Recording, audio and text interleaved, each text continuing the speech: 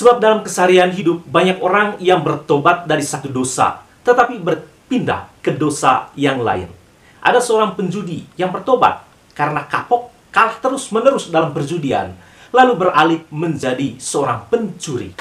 Memang kelihatannya terjadi pertobatan, tetapi pertobatan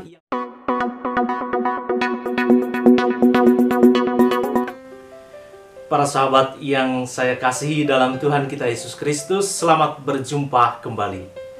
Kalau kita memaknai Prapaskah sebagai kesempatan untuk bertobat dan percaya kepada Injil, maka secara tidak langsung kita membunyikan genderang perang.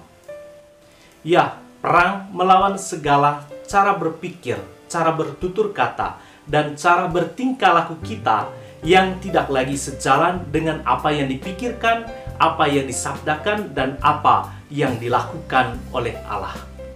Mari kita bahas satu persatu. Yang pertama, berperang melawan cara berpikir kita sendiri. Dalam banyak hal kita sering kali terlalu berpikir positif terhadap segala tawaran iblis, seperti yang pernah dilakukan oleh Adam dan Hawa. Kita lupa bahwa iblis adalah rajanya hoax, rajanya penyebar berita bohong, pendusta. Setan dapat menyediakan apapun yang kita butuhkan, seperti jabatan, kuasa, kesehatan, ataupun kesuksesan.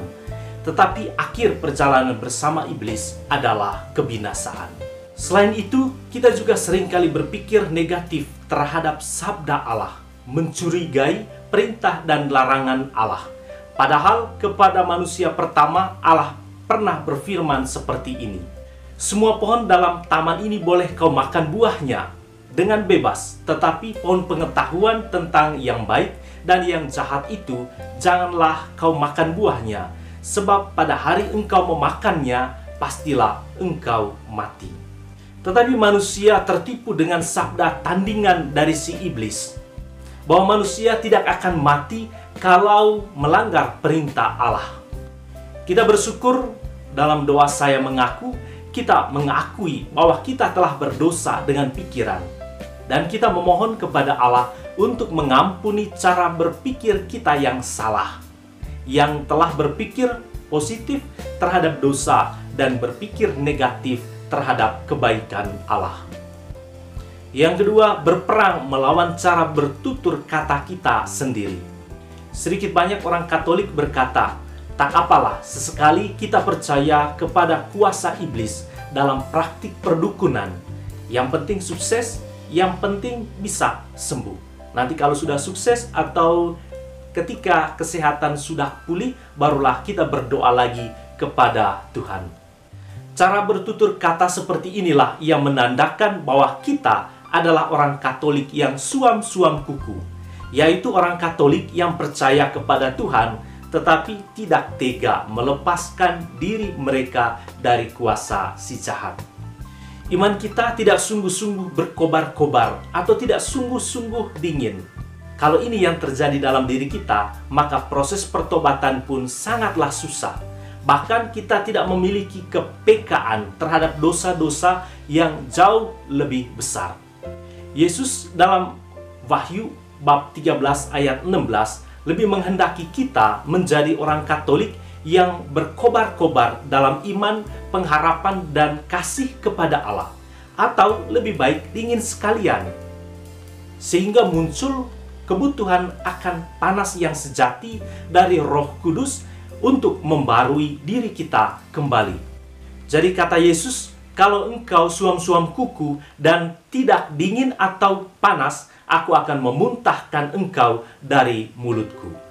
Ketika cara berpikir kita sudah rusak oleh dosa, maka perkataan kita juga sangat mudah mewartakan kebohongan, mewartakan kesesatan, dan mewartakan kekejian. Dalam doa saya mengaku, kita mengakui bahwa kita telah jatuh dalam dosa berkata-kata. Kita memohon bantuan Allah untuk memampukan kita mengasihi Allah dan sesama dalam setiap kata yang kita ucapkan setiap hari. Yang ketiga, berperang melawan perbuatan buruk kita sendiri. Kita seringkali lupa akan perbuatan Allah yang penuh belas kasihan. ketika Adam dan Hawa jatuh dalam dosa, apa yang dibuat oleh Allah selanjutnya?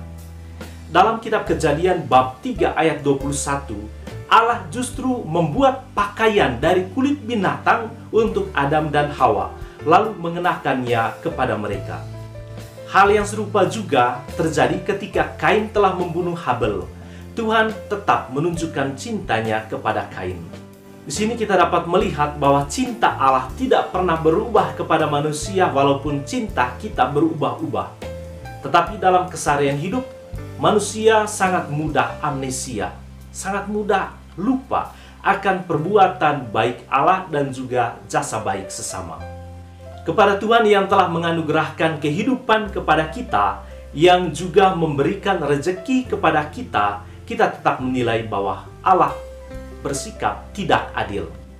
Ternyata dalam relasi dengan sesama, ingatan kita ternyata jauh lebih hebat menyimpan perbuatan buruk orang lain daripada menyimpan perbuatan baik sesama. Dalam doa saya kita mengakui bahwa kita telah berdosa dengan perbuatan. Kita memohon bantuan Allah agar membentuk cara bertingkah laku kita yang sesuai dengan tingkah laku Kristus.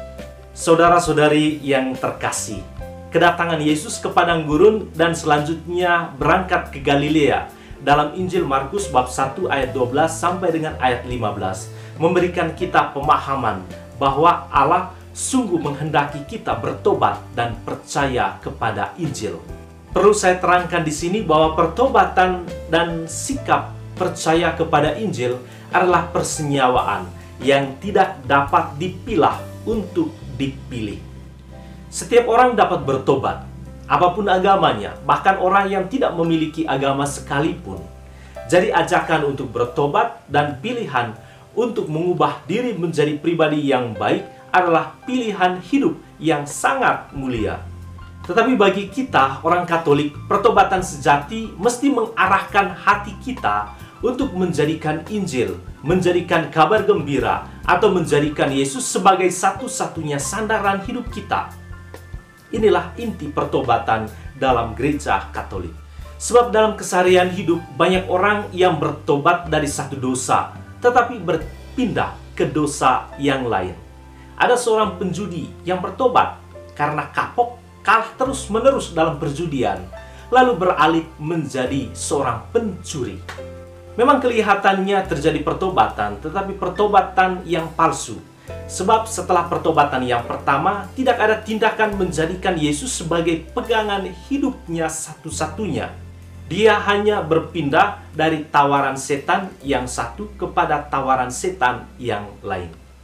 Demikian pun sebaliknya, saya sangat yakin bahwa tidak ada satupun umat Kristen, baik Katolik maupun non-Katolik, yang tidak percaya pada Injil.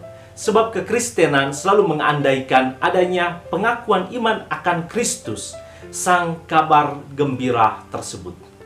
Tetapi sikap percaya kepada Injil tanpa disertai dengan gerakan pertobatan hanya membuat iman kita terkurung dalam pikiran, terucap dalam kata-kata hampa, dan bergerak dalam tindakan ritual semata. Padahal kepercayaan kita kepada Kristus semestinya mendorong kita menjadi manusia baru dalam semangat tobat. Rasul Petrus telah menunjukkan hal itu. Imannya kepada Yesus yang bangkit mengubahnya dari seorang penyangkal Kristus menjadi seorang rasul yang amat mengasihi Yesus, bahkan tidak segan-segan memberikan dirinya disalibkan. Sekali lagi, pertobatan dan sikap percaya kepada Injil merupakan dua unsur penting dalam masa prapaskah yang tak dapat dipilah untuk dipilih.